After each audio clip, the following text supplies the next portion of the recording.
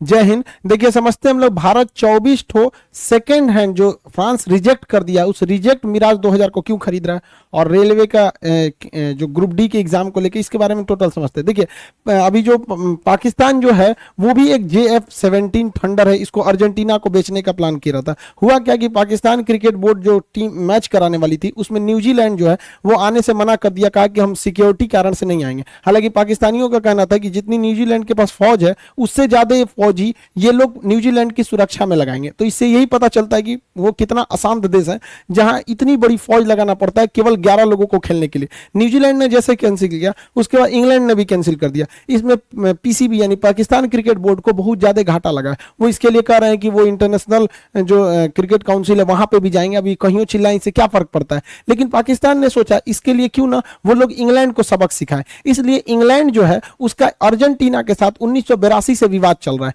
अब पाकिस्तान ने सोचा कि इस विवाद को हम लोग और अच्छा करते हैं, मतलब वो और बढ़ावा चाहता है। तो इंग्लैंड जो है वो अर्जेंटीना से विवाद चल रहा है, तो ये लोग अर्जेंटीना को JF-17 जो थंडर है चाइना के साथ इन लोगों ने मिलकर बनाया। हालांकि ये बहुत एडवांस नहीं है, इतना ही एडवांस रहता तो चाइना के पास ये क्यों नहीं है। ये पाकिस्तान को थमा दिया है चाइना की, लो इसी झुंझुना से खेलते रहो। हालांकि ये उतना एडवांस नहीं है, हाँ नया प्रोडक्शन है, प्रोडक्शन लाइन में नया है, इस वजह से थोड़ा सा वर्किंग में इसका फाइननेस थोड़ा ज्यादा है।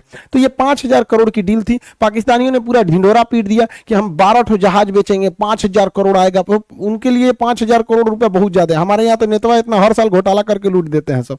तो वो ऐसे हल्ला किया, इतना हल्ला किया कि अर्जेंटीना को आके कहना पड़ा कि हम आपसे नहीं खरीद रहे हैं JF-17। अब सोचिए किसी देश की मीडिया को कितना शर्मिंदा होना पड़ेगा कि उसका देश पूरा हल्ला कर रहा है कि हम ये जहाज बेच रहे हैं और वो देश कह रहा है कि हम नहीं खरीद रहे हैं। अब ये अर्जेंटीना और इसके साथ विवाद इंग्लैंड का बहुत पुराना है, 1982 से।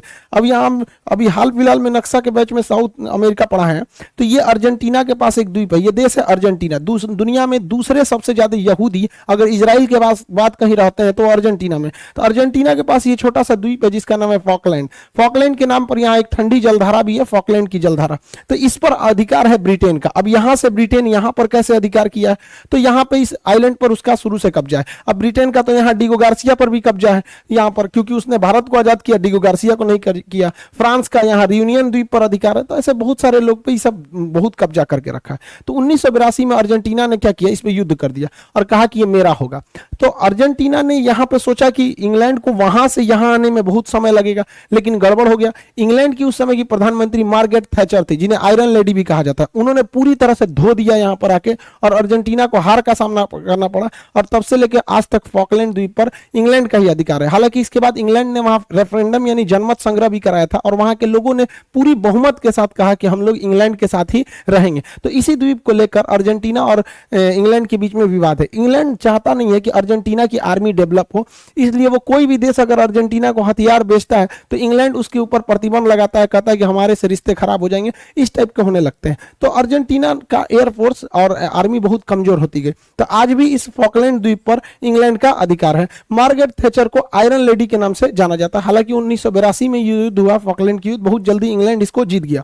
अब अर्जेंटीना जो है वो किसी देश से अगर टैंक खरीदने जाएगा तो इंग्लैंड उस पर कहता है कि अगर उसको बेचेंगे तो हमसे रिलेशन खराब होगा। इस वजह से अर्जेंटीना की एयरफोर्स बहुत ही कमजोर हो गई। तो उसको चाहिए था एयरफोर्स के लिए लड़ाकू जहाजें। अब कोई देश तैयार नहीं, अमेरिका, ब्रिटेन, फ्रांस, ये सब एक दूसरे के एलाइज हैं, ये देने को तैयार नहीं थे।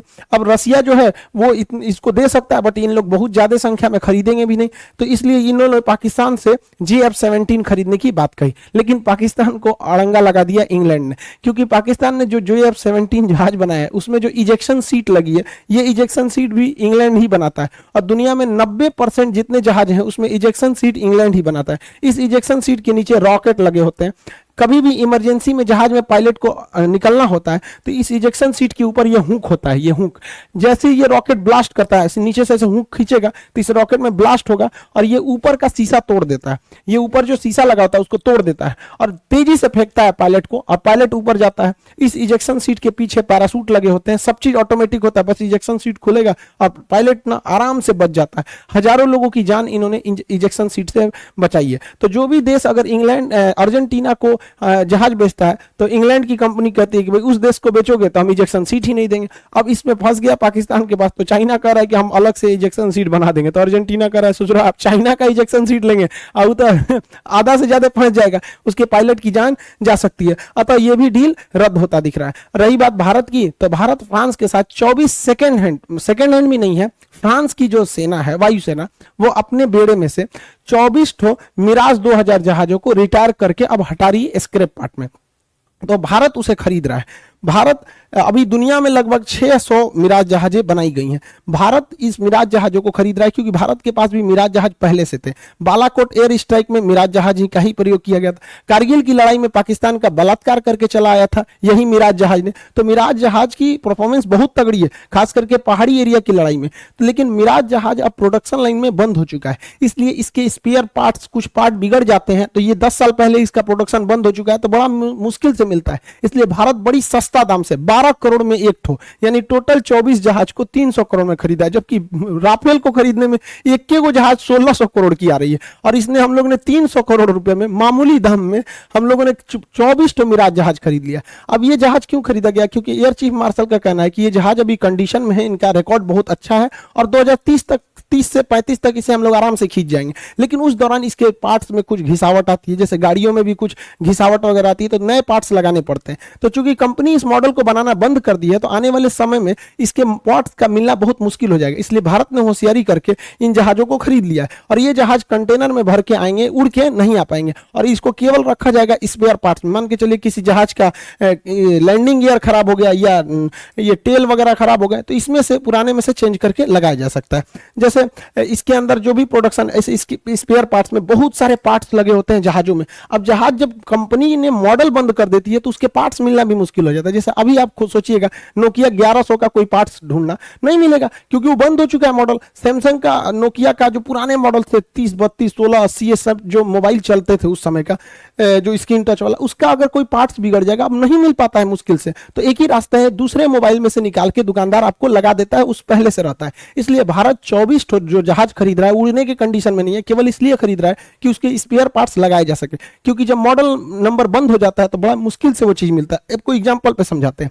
हमारे यहाँ राजदूत गाड़ी बहुत पहले गांव में ये चली थी, इसका मॉडल बंद हो गया, अभी इसका कोई पार्ट्स खोजना है, नया पार्ट्स कंपनी बना ही नहीं रही है, तो एक ही रास्ता है कि पुराने गाड़ी में से अगर वो पार्ट ठीक ठाक है तो लगा दीजिए। एम्बेसडर कार, ये कार भी अब मॉडल बनना बंद हो गया इसका, अब इसके कुछ पार्ट्स बिगड़ गए तो अब आपको थोड़ी ना मिलने वाले हैं, तब आपको एक ही रास्ता है, दूसरी गाड़ी में देखिए कि वो वाला पार्ट अगर सही सलामत है तो लगा दीजिए। हम लोग के साथ यही समस्या होने वाला है। भारत का सबसे बड़ा स्ट्रेटेजिक एयरलिफ्टर जो था C-17 ग्लोब मास्टर, हम लोगों ने इसे 15 से भी ज्यादा संख्या में खरीदा अमेरिका से, बहुत बेहतरीन जहाज है। लेकिन गलती क्या हो गई कि 2015 में बोइंग ने इस मॉडल को बनाना बंद कर दिया।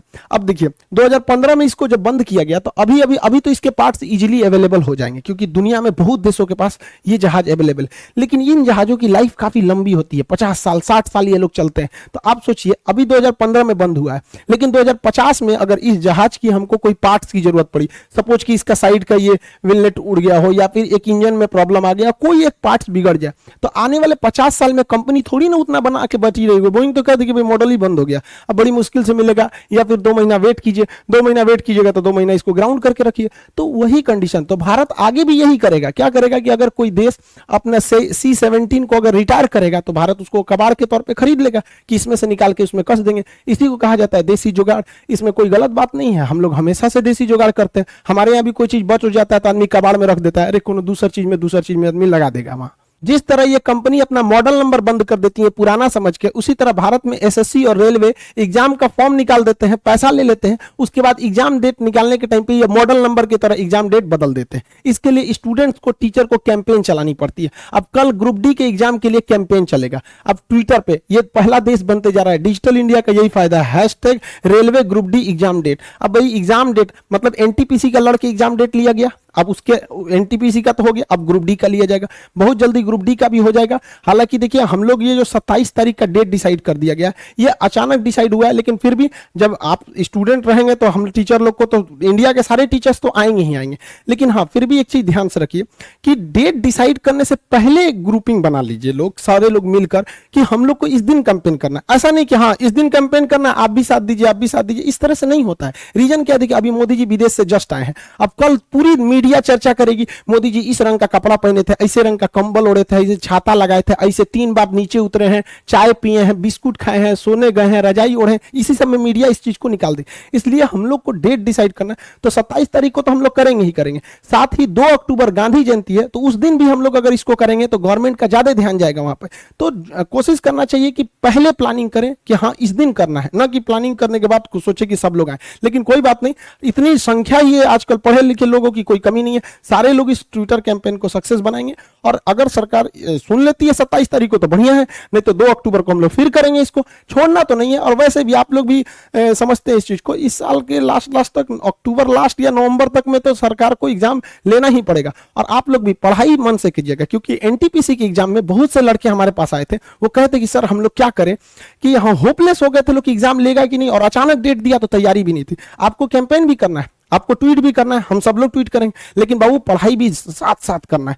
कैंपेन में आप नहीं आपको कि वो 1857 की क्रांति करना है, आपको मोबाइल से डिजिटल इंडिया है, लेकिन साथ साथ पढ़ाई भी कंप्लीट रखिएगा। पता नहीं क्यों, अगर मान के चलिए ये मौका हाथ से निकला तो फिर रेलवे जानते ही है फिर अटका देगी 5-7 साल, इसलिए इस मौके को भी जाने नहीं देना है। इसको रिवाइज भी अच्छे से करते रहिएगा। एप्लीकेशन पे भी आप लोग को पूरा साइंस के रिवीजन के लिए वहां पे भी व्यवस्था किया गया, पूरा साइंस A to Z आप वहां पे भी एप्लीकेशन पे भी रिवाइज कर सकते हैं। क्लासेज नहीं छोड़ेंगे आप लोग, जहां भी पढ़ते हैं उसको पढ़ते रहिएगा। कैंपेन तो करना ही पड़ेगा। अब तो हमको ऐसा लग रहा है कि ये रेलवे के सिलेबस का एक हिस्सा हो गया है इंडिया में। अब सारे टीचर को ये भी सिखाना पड़ेगा कि भैया देखो तुम सारा सिलेबस खत्म कर लोगे, उसके बाद तुमको एक तो ट्विटर चलाना भी सीखना पड़ेगा। ये गलत बात है, इसको सरकार को भी सोचना चाहिए। चलिए हम लोग इसको सफल बनाएंगे। आई होप आप इसे समझे होंगे। मिलेंगे नेक्स्ट क्लास में। जय हिंद।